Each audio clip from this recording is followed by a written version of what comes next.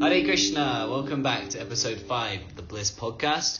This is Maitreya Rsi here with Purujit Prabhu, and today we're going to be discussing a very important topic.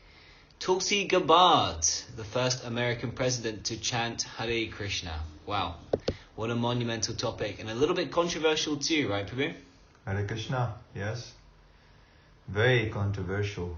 Not very controversial, but also very controversial. Within devotional circles, it's a little bit controversial. Yeah.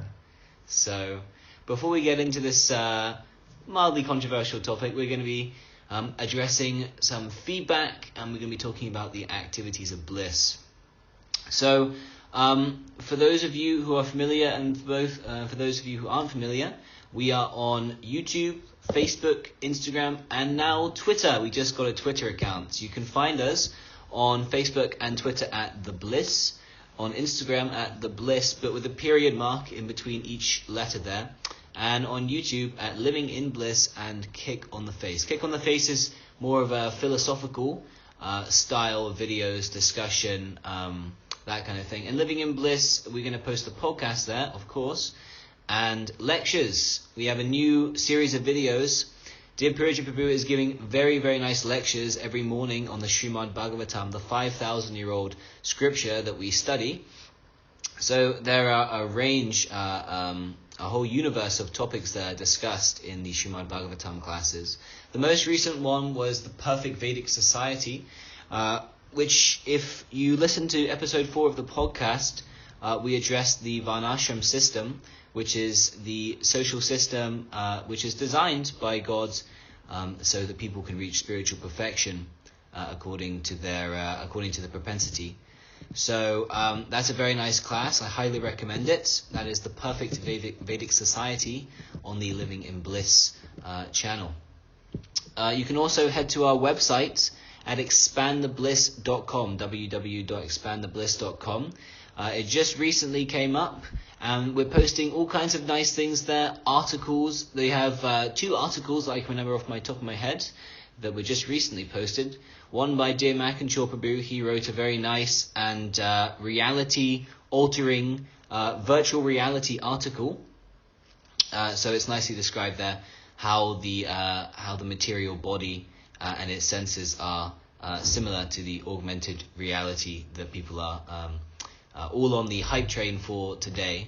And I thought it was very interesting myself. I just gave it a read this morning. And also, Dear Paramahamsa Prabhu also wrote a very nice Dogma is for Dogs article, smashing the conception that Hare Krishna religion, Krishna consciousness is dogmatic.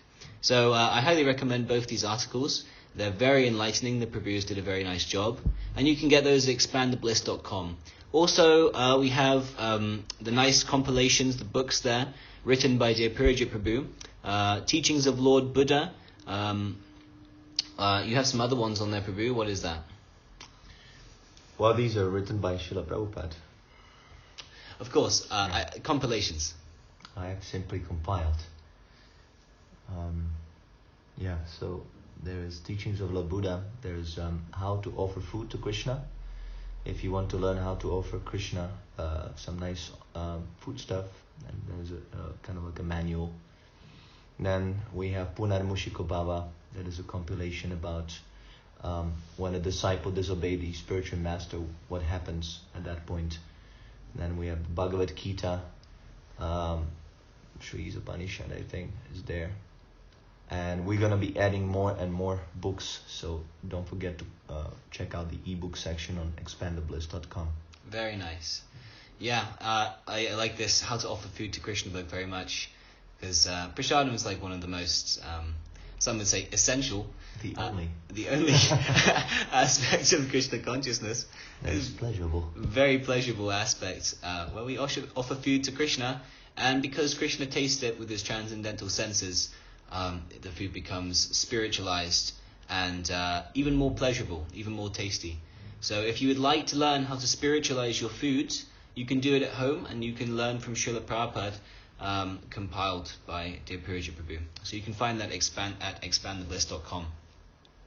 At the Facebook page, we're trying to get the page to I posted a promo on Facebook. Maybe some of you saw it. That we're trying to get the Facebook page to at least 1 million likes by the end of December. Very humble. It's maybe very modest. It's it's like a little. I think it's feasible if people share the page. If you very actively are sharing the page and inviting your friends to like the page. We made a tutorial on the YouTube channel. I think that's on Living in Bliss. No. Ah. It's not. It's on Facebook. Not done yet. It's done. Okay. Well, we'll be posting a tutorial on how to invite your friends to our Facebook page, and in this way we can expand the bliss for the whole world. How many likes we have now on Facebook page? As far as I remember, we have a little over 600. We just broke the 600 benchmark yesterday. Wow. So yeah, it's growing. Thank you all so much for your lovely support. So if every one of these 600 devotees, friends, invite all their friends, then we can come to 1 million. Yeah, true. Okay. Wow, right. Nice calculation. How many friends they have in average? Well, a lot of people are almost at the maximum. 5,000. A lot of people. So 600 times 5,000, that's over 1 million, 1 million. Wow. Okay. Unbelievable. All right, let's try. Okay. My prediction, my desire will be fulfilled. Okay, wonderful. So, we have some feedback here. I'd just like to mention one more thing, if it's okay.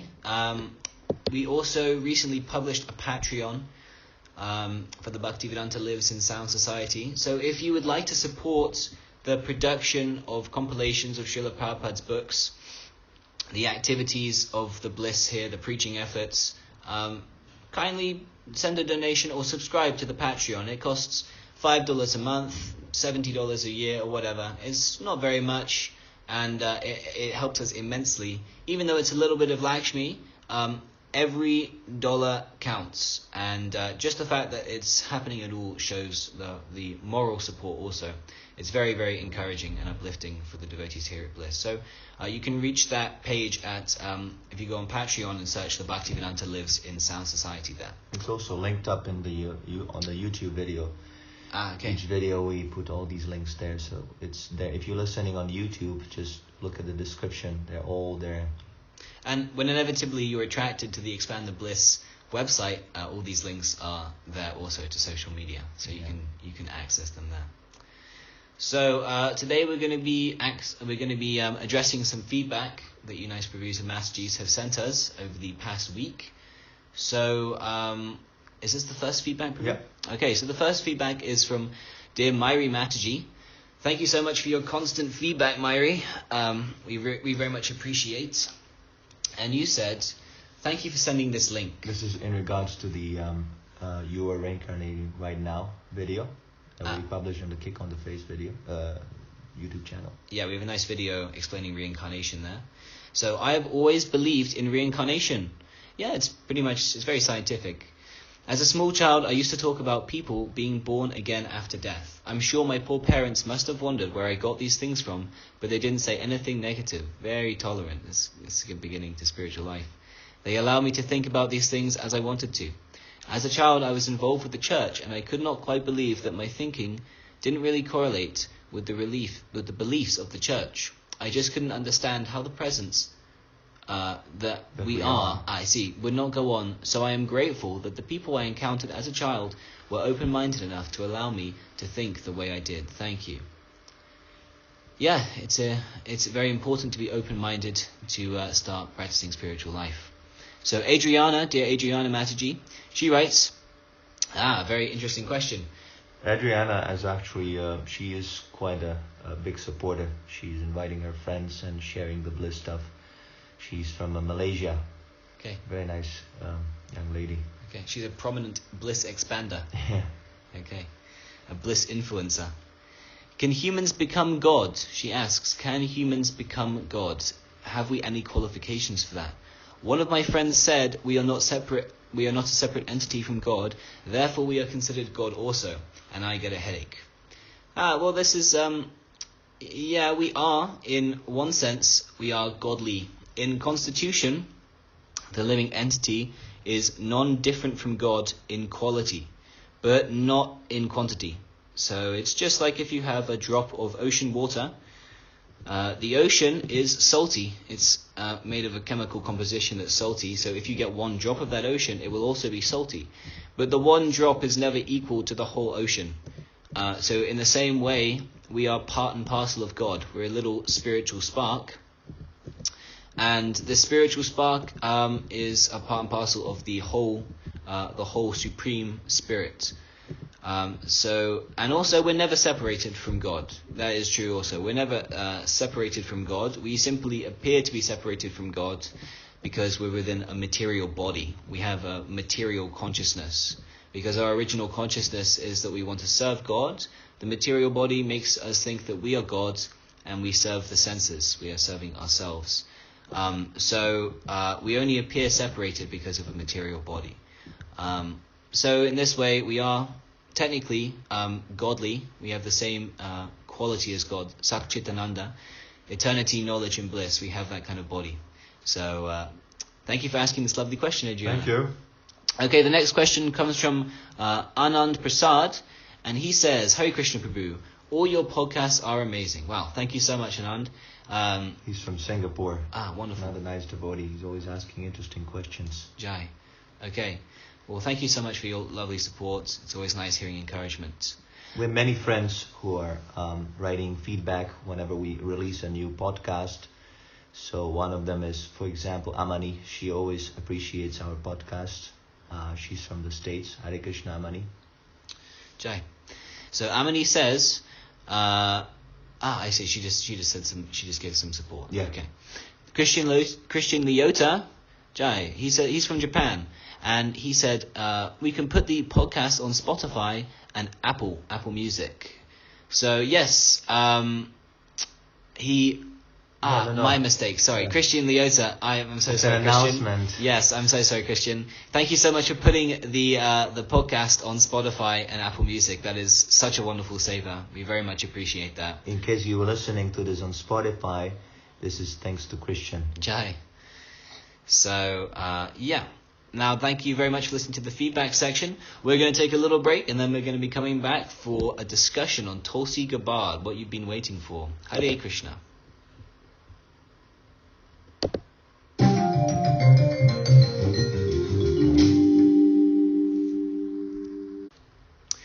So, welcome back to the podcast. Well, today we're going to be talking about Tulsi Gabbard. Hare Krishna, Tulsi Gabbard. I know you're going to be listening to this lovely podcast. So, Hare Krishna. You sure? I'm fairly confident. I hope so, at least. So, Tulsi Gabbard, for those of you who don't know, Tulsi Gabbard is an American woman, an American-bodied woman, and her body is native to the Hawaii Islands. And something pretty unique about her, that she was serving in the United States military in Iraq. She was deployed in Iraq for 2 tours. I'm not going to get the dates correctly, but one of them was in 2009. And so she's not serving actively anymore, of course, but she's still serving in the National Guard. So she's actually still in the military. So she has that experience. She is a kshatriya propensity. She has a fighting, governing propensity. And she was a rank major, so she was pretty high up in the military, very intelligent Mataji. Major is what? What is commander? Well, I'm not so versed. Commander-in-chief is the president. That's the highest. Yeah, she will be that. She will eventually be commander-in-chief. Right. But the major is a fairly high position. Okay. Major, yeah. So her main policy, as you can probably imagine, is from all her experience in the war field, she wants to stop the unnecessary fighting.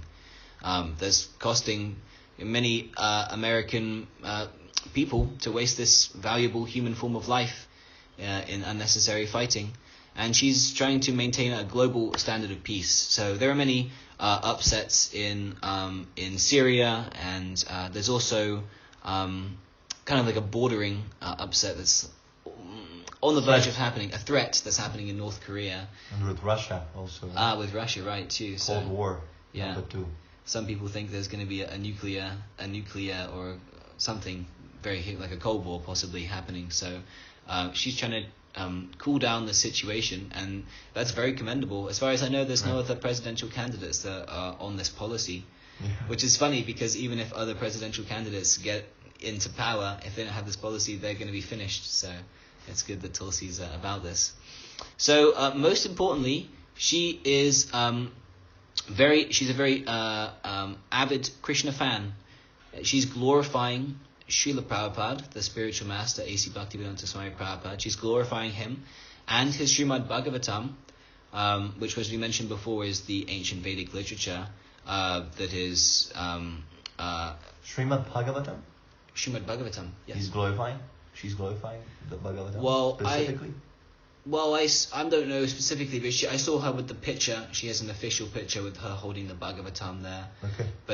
But more specifically, actually, that's a good point that she says the Bhagavad Gita is a big inspiration. Bhagavad Gita as it is. As it is, of course, yes. by Swami Prabhupada, because of course there are many, as we know, there are many translations and interpretations of the Bhagavad Gita that are not according to the actual words of Sri Krishna, or if they are, they're also interpreted for people's own monetary gain. So the Swami Prabhupada is the only Swami who's actually presented Bhagavad Gita as it is. And she was very inspired by reading Swami Prabhupada's Bhagavad Gita, and she often quotes it, as far as I know, and she chants japa. Yeah, she chants. She has personal. She has Maha Mantra meditation. She practices. She sings kirtan very nicely. I even saw her playing ukulele. Right. Right. Yeah. So she even got a whole crowd there to chant. Sing nicely. Ah, okay. Yeah. Yeah. Very nicely. And also her name, just her name herself, is the name of a pure devotee, and people are chanting this name, very auspicious. Just as potent as the Maha Mantra. So Tulsi is actually a sacred plant that all devotees, they worship daily in their temples, and we also have the beads for chanting made of Tulsi wood. So that's what the name Tulsi refers to. So the thing is, even though Tulsi Gabbard has all these nice qualifications, within devotional circles, or some devotional circles, devotees are opposing her going into power, opposing for her even running for president, or even just being on a public platform. And they're also opposing her existence. Yeah, it's like very strong. I would go as far as to say very envious. Some people are acting very enviously towards Tulsi Gabbard. So there's many points of opposition that some devotees have, and I thought we should list a few of them they have today and smash these misconceptions according to Srila Prabhupada and Shastra, and also just logic, because these are just very illogical accusations.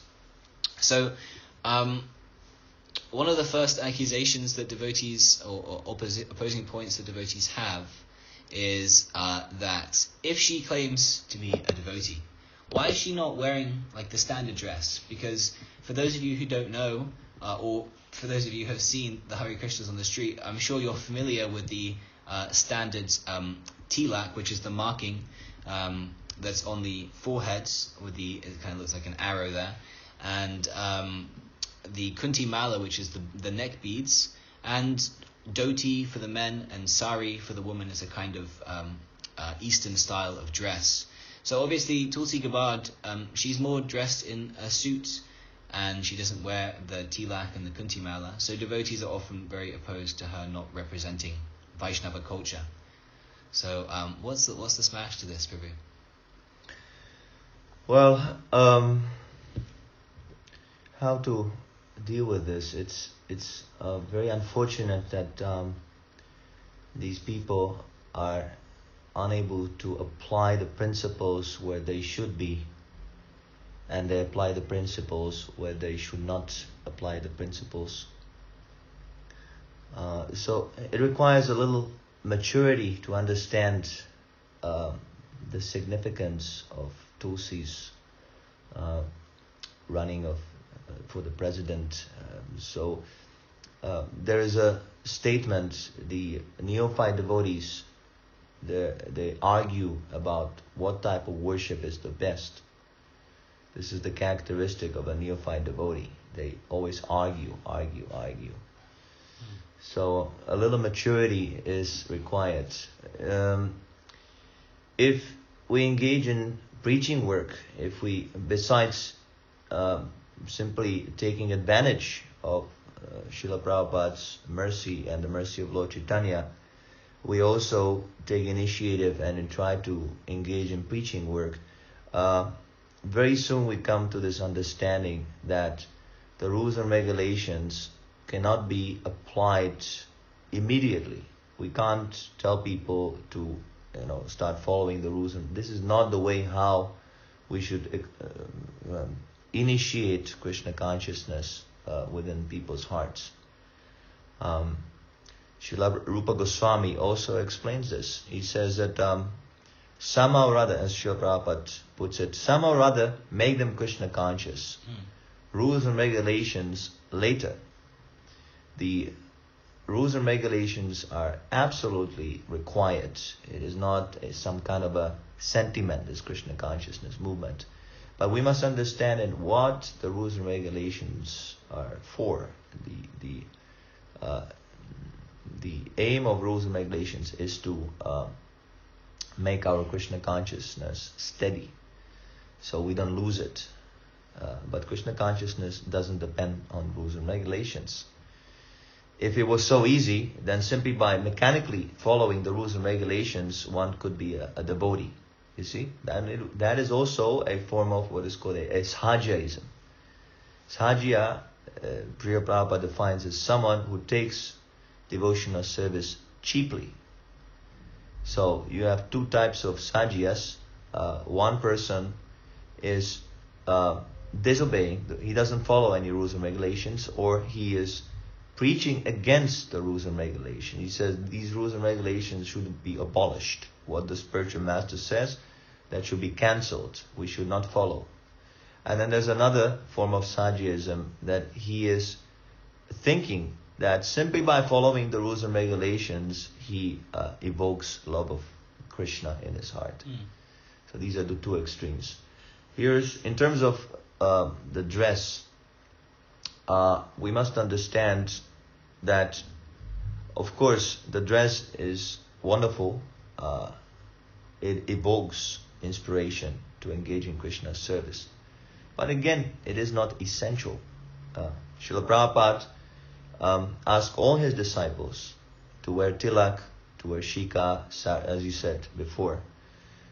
This is good, this is spiritual transcendental association. Simply by wearing the devotional dress, one associates with Krishna naturally. When we walk down the street, people say Hare Krishna. So automatically, people are chanting Hare Krishna simply by seeing the dress. But it is not that without a dress, one cannot develop Krishna consciousness. Again, Krishna consciousness, it doesn't depend on any of these things. So, in special circumstances, for example, when dealing with materialistic people, Srila Prabhupada gave a nice purport. I'm going to read from the 7th canto, where he explains that sometimes we cannot wear the dress in order to accomplish our preaching work. He says, in our Krishna consciousness movement, the tactic of dressing oneself like an ordinary karmi means a non-devotee, is necessary. Because everyone in the demonic kingdom is against the Vaishnava teachings. Krishna consciousness is not at all to the liking of the demons of the present age. As soon as they see a Vaishnava dressed in saffron garments with beads on his neck and tilak on his forehead, they are immediately irritated. They criticize the Vaishnavas by sarcastically saying Hare Krishna. And some people also chant Hare Krishna sincerely. In either case, since Hare Krishna is absolute, whether one chants it jokingly or sincerely, it will have its effect. The Vaishnavas are pleased when the demons chant Hare Krishna, because this shows that the Hare Krishna movement is taking ground. The greater demons, like Hiranyakashipu, are always prepared to chastise the Vaishnavas, and they try to make arrangements so that Vaishnavas will not come to sell their books and preach Krishna consciousness. Thus, what was done by Hiranyakashipu long, long ago is still being done. That is the way of materialistic life. Demons or materialists do not at all like the advancement of Krishna consciousness and try to hinder it in many ways. Yet the preachers of Krishna consciousness must go forward in their Vaishnava dress or any other dress for the purpose of preaching. Chanakya Pandit says that if an honest person deals with a greater cheater, it is necessary for him to become a cheater also, not for the purpose of cheating, but to make his preaching successful. This is from the Srimad Bhagavatam, 7th Canto, 5th Chapter, 8th verse. So, again, these people who say, oh, she should dress in sari and tilak, very naive people. They can't understand. They have not been interacting with the non-devotees sufficiently. See, this is another problem that if we do not preach Krishna consciousness, again it becomes kind of like a sectarian group, that we only deal with devotees, we only associate with the devotees, and we treat the others as some kind of demons and so on, and we have no idea who these people are, the non-devotees. Ultimately, of course, Prabhupada says here demons, but we have to understand from the context, Hiranyakashipu is actually a devotee who fell down from the spiritual world, and he's acting as a demon to give Krishna pleasure. So, according to Krishna conscious philosophy, this is very unique point. Every living entity is a devotee of Krishna. Some remember, the majority does not on this planet. But ultimately, a Vaishnava, a real devotee, understands that every living entity is originally and potentially a Krishna devotee. So, this is a higher level of Krishna consciousness. We're following the rules and regulations. We're developing our understanding of Krishna consciousness. We should preach, because the other people, they're suffering on account of ignorance.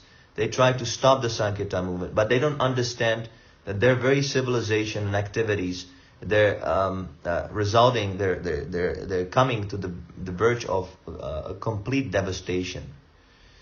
So, when it is emergency situation, any means should be applied to preach Krishna consciousness. So, I have to say, I don't know exactly Tulsi, I don't know her personally, but I think that this could be the case. Yeah, there's a very big point also I thought was interesting in this purport, that that the demons or materialists do not like the advancement of Krishna consciousness. So, I mean, there's all these devotees that are opposing Tulsi in her honest endeavor to spread the word of Srila Prabhupada and the Mahamantra. That's not a very nice propensity to have, to want to hinder preaching in any way. Well, as I said, they're naive. They don't understand exactly how preaching can take so many different forms. So that's why they should be educated. Right. So they don't commit unnecessary offenses. Right. To sincere souls. Right. Yeah. I also just want to bring up one more point in the previous thing we were discussing, that the rules and regulations, they don't actually mean, like you said, there's one kind of Sahajiya thinks that just by following he can reach Krishna Prema, love of God. But actually, that's not the case at all. The rules and regulations are facilities for the consciousness of Krishna, for you to do things in consciousness of Krishna. So Tulsi is becoming President of the United States. She's spreading a Krishna consciousness all over the world, actually.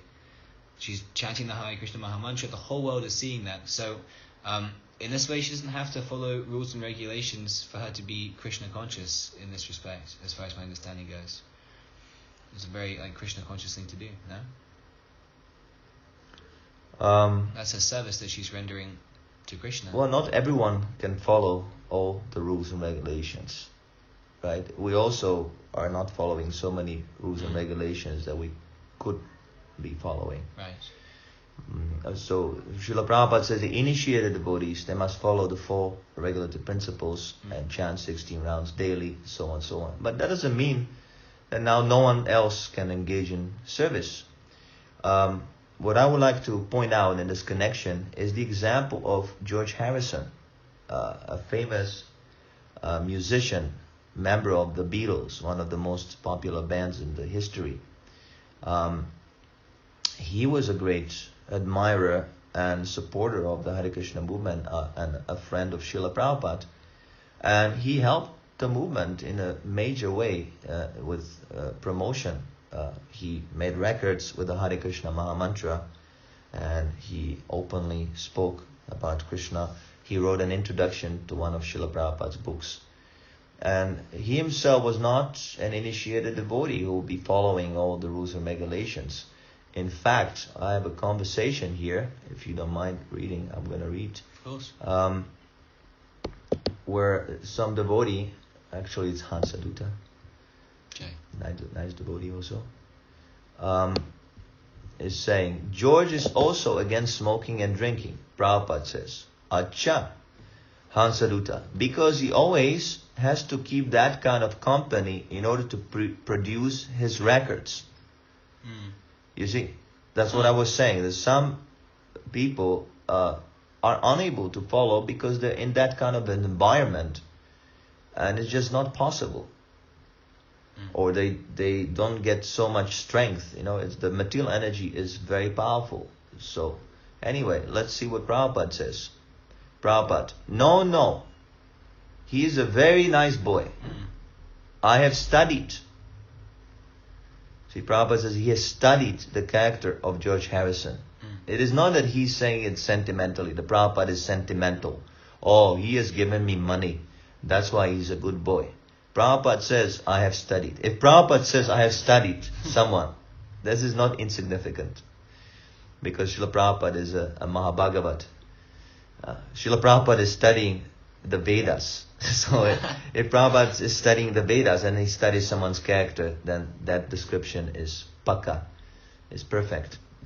Okay, he says, very good boy, George. He showed me in Bombay. He came to see me in Bombay.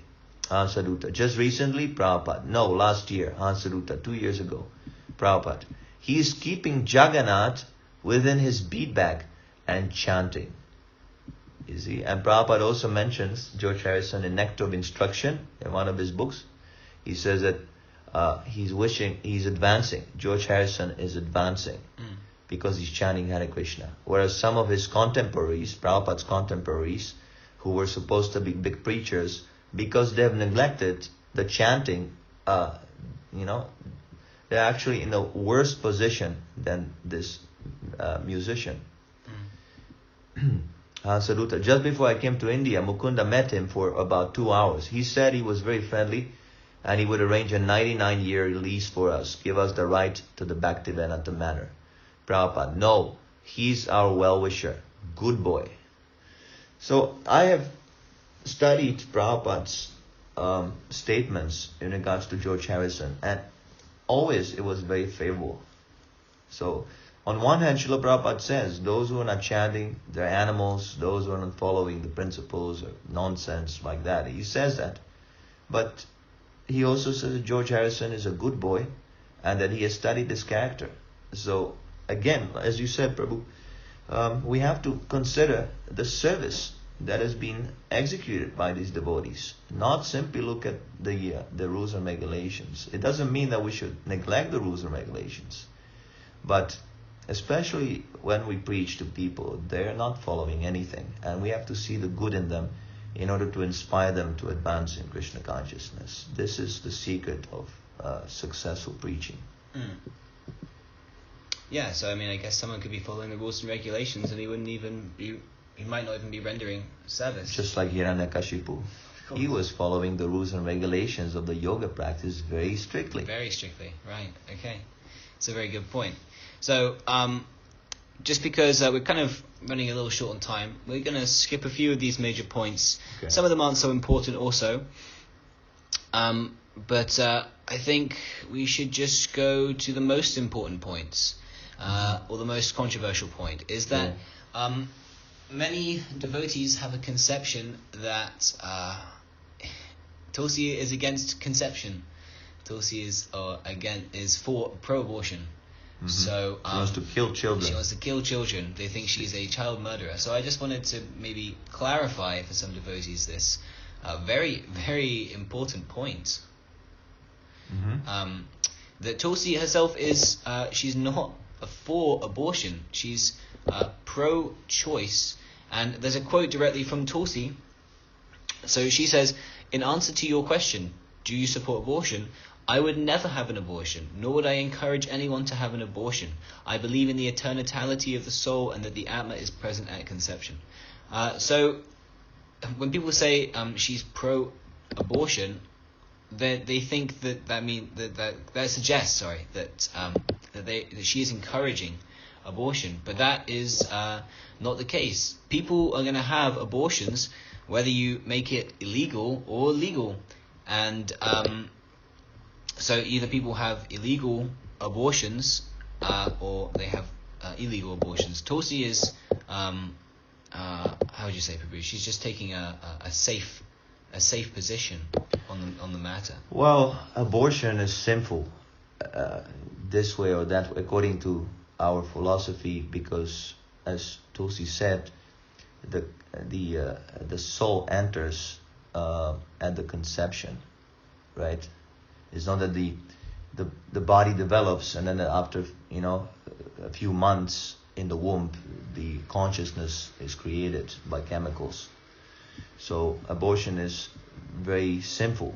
We are against abortion. Srila Prabhupada didn't encourage devotees to have abortion. It's very sinful. It's killing basically the child. But again, we have to consider the circumstances. I am not an expert on this problematic issue of pro-choice, pro-abortion, this and that. I'm not an expert. But according to our philosophy, the abortion is okay. Let's go back.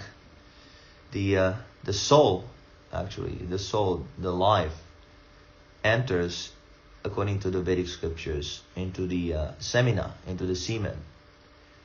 Then it is injected into the mother's womb, where the child develops, where the life develops.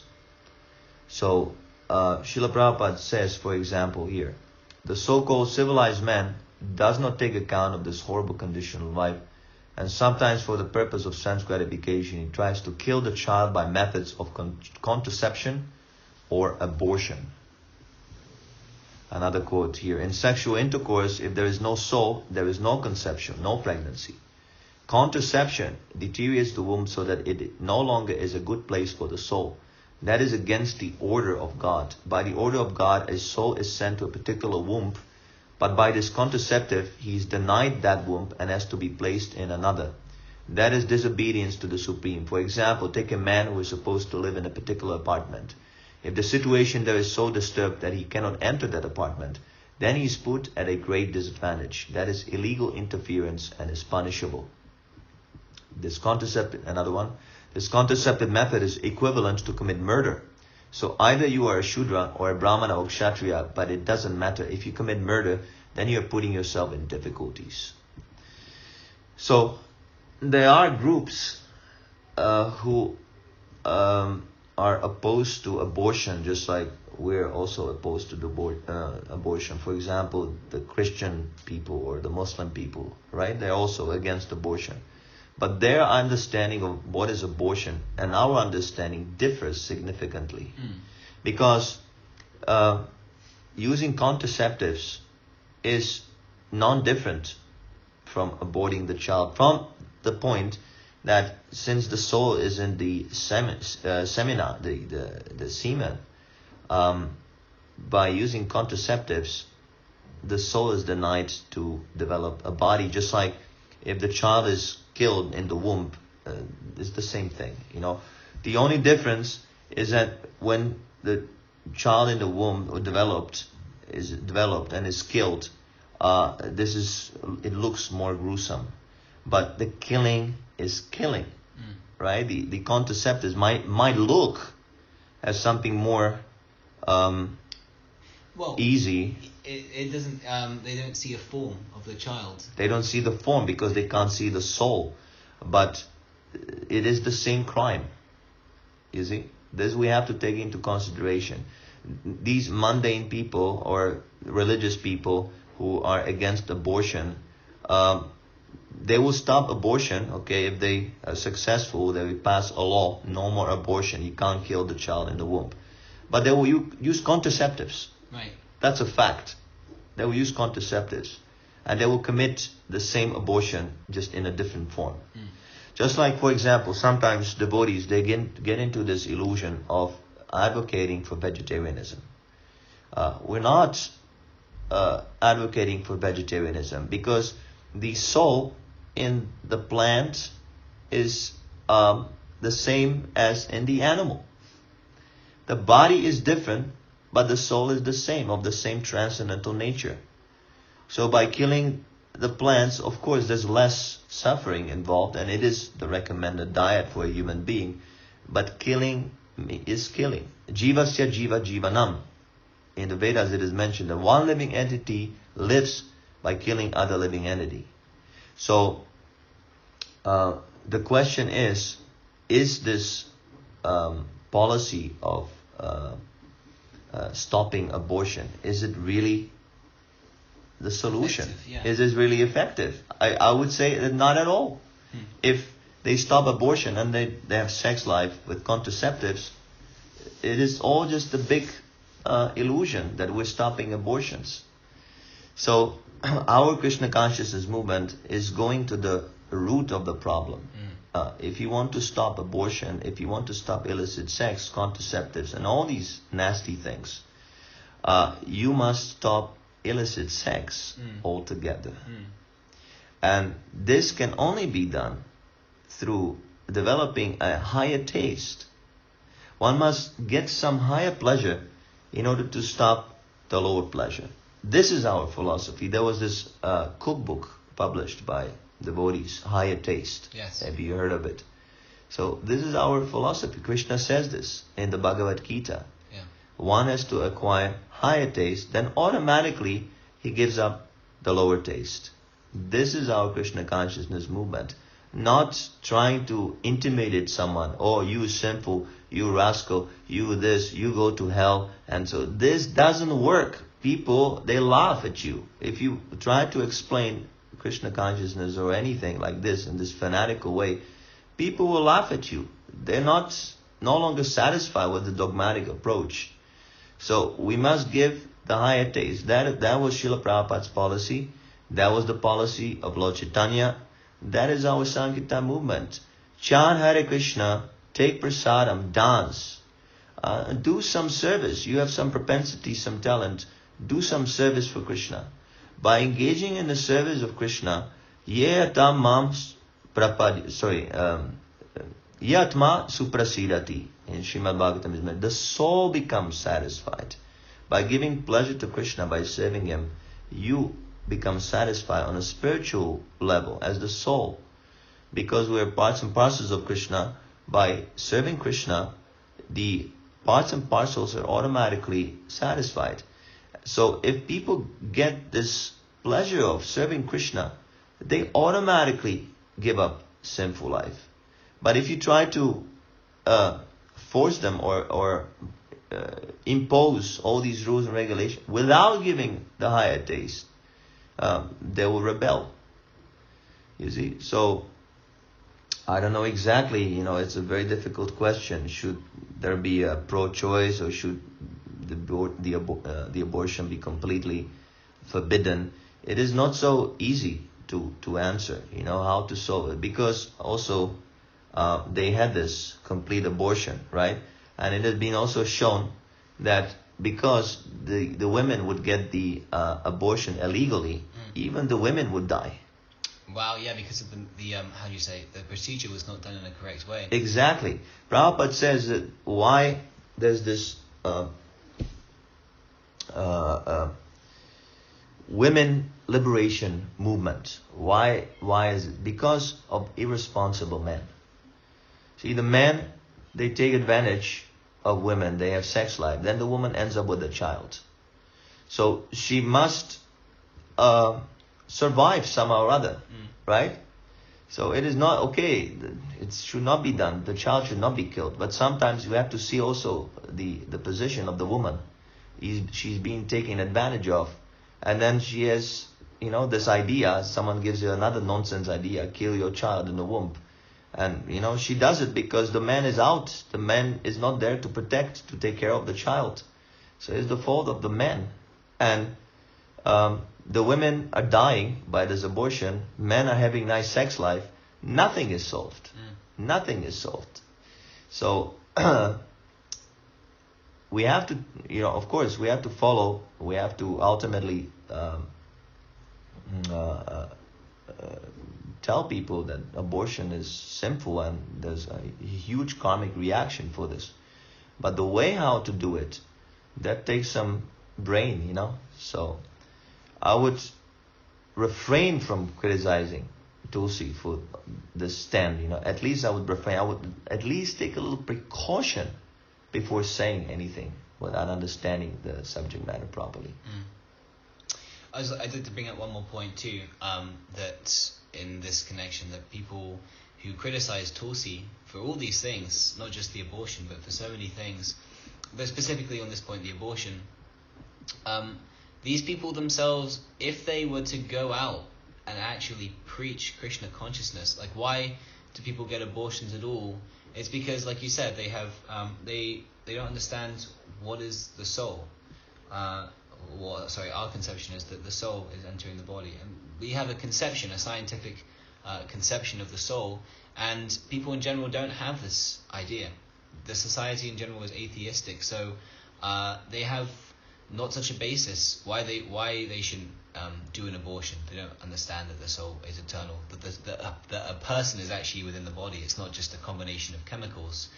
So the people who are criticizing Tulsi, it's a little bit nonsense, because they themselves, if they went out and did their duty, if they followed the order of Prabhupada, which is to preach Krishna consciousness, and they informed people about the science of the soul, then this abortion wouldn't be such a widespread problem anyway, if the society wasn't so atheistic. Right. It is just it's the effect.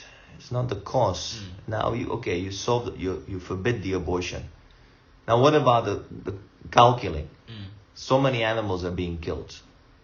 What about money, fake money, just printing paper and cheating and money schemes? What about cheating religionists? What about so many other things? The world is getting polluted. People are getting cheated. There's crime. There's pedophilia. All these ills. You saw one thing. There's so many other things. So what you have done? Nothing. But Krishna consciousness and preaching Krishna consciousness is the panacea for all ills of the society. And since Tulsi is openly speaking about her commitment to Krishna consciousness and her devotion to Krishna, this is a very praiseworthy in terms of propagating the Sankirtan movement. If she becomes elected as the president, people will no longer think that this Hare Krishna movement is some kind of an underground hippie nonsense religion. They will understand that this is something serious. This is a universal solution that everyone can learn from, and Srila Prabhupada will become very much appreciated. So on this basis, we give full support to Mrs. Tulsi Gabbard. It is very praiseworthy what she's doing, and she should be given support, not seeing some insignificant flaws, so-called flaws. One should see the essence. What she's doing is great. Yeah. Another point you just brought up there, just quickly, that they don't see the goods in what she's proposing to do. Because another point that Tulsi Gabbard actually, one of her policies is that she wants to abolish the slaughterhouses. And these same people that criticize Tulsi Gabbard, they say that she's a vegan. And some people, so Srila Prabhupada mentions that milk products are very essential for spiritual advancement, and this is part of the reason why a cow is such a valued animal. And in modern society, as we all know, cows are being slaughtered on a mass scale, and this is a very horrible practice. There's many drastic climatic and moral wrongs with that. But Tulsi Gabbard, if she's elected, she's the only presidential candidate, as far as I'm aware, that wants to abolish these slaughterhouses. So the people who are criticizing Tulsi are going against their own interest, actually. If they should be interested in cow protection as one of the principles for being a devotee, they should be interested in protection of cows. And Tulsi's the only person who's taking action on this. So if they at all care for the cows, which they should, then they will also support Tulsi. I don't know if this is Tulsi's program. I don't know exactly. You have read this? Well, as far as I have heard, she's for this abolishing slaughterhouses. Because Srila Prabhupada says that if you try to do this, then the people will rebel. So I don't know exactly, but simply the fact that she's vegetarian, she will speak, right, as a president. She will have lots of opportunity to speak on a large scale. Why George Harrison was such an important figure? Because he had influence on people. If we say here in our little podcast, how many people will hear? 200, 300, whatever. But if an American presidential even candidate says something, it is recorded and propagated so much. So she is positioned in that situation or in that post by her good pious deeds. I don't know exactly why, but she is using it very nicely for Krishna consciousness. At least a little message of Krishna. I was watching a CNN video and they were asking about her Hare Krishna faith. And she explained this is about loving God, and it's simple, might not be very elaborate, or even might be some flaw, but simply if people get the idea that this is a devotee of Krishna, Hare Krishna, and she is doing her job properly, that will be the greatest preaching that can be done. And it will facilitate our work on the streets with book selling and Sankirtan and so on. People become more interested. Since the American president is having this faith, it must be something interesting. People are like that. People need to see the example.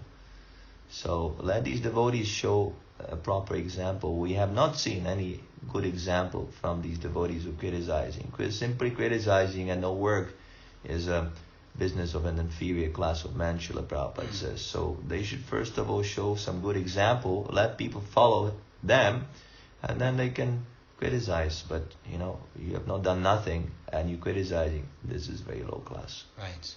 Yeah, like it says in the Bhagavad Gita also, whenever a leader does by exemplary acts, the common people will follow. So the fact that Tulsi's in this position and she's acting in this role is like a great influence for the whole world. America is like has a huge sphere of influence. So yeah, Srila Prabhupada confirmed that. He said that if America becomes Krishna conscious, then the whole world will follow. There's also a disciple of Prabhupada, Nanda Kumar, of the name Nanda Kumar, and he said that Prabhupada told him that in his lifetime he will see a Krishna conscious government. So let's see if this prediction becomes fulfilled. Jai. So, I think that about wraps it up for this episode of the Bliss Podcast. Thank you very much for listening, and please send your feedback, your questions, your challenges on our social media, which, just to reiterate, we are on Bliss, Twitter, Instagram, at The Bliss on Facebook and Twitter, The Bliss with the period marks in between all the letters on Instagram. You can go to our website, www.expandthebliss.com. You can get all our content there, and you can write us an email at krishnabliss@outlook.com. So we're looking forward to hearing from you. Thank you so much again for tuning in. See you next time on the next episode of the Bliss Podcast. This is Maitreya Rsi and Purujit Prabhu. Hare Krishna. Hare Krishna. Hare Krishna.